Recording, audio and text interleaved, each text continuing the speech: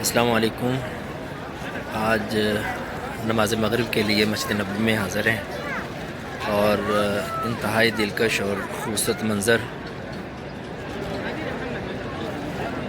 लोग इफ्तारी के लिए यहाँ बैठे हुए हैं।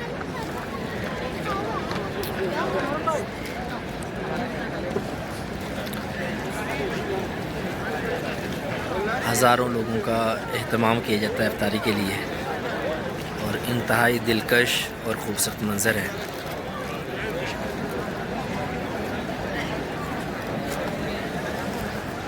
एक ख़ूबसूरत समा है,